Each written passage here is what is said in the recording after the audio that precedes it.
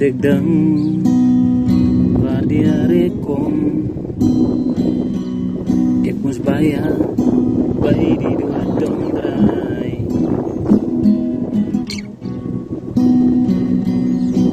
Sonder ouers word ek groot, sonder huis, op die straat was ek daar. Ek was vasgevang in die draad, maar Jesus het my lewe kom red. Ek wil al die lof vir hom gee,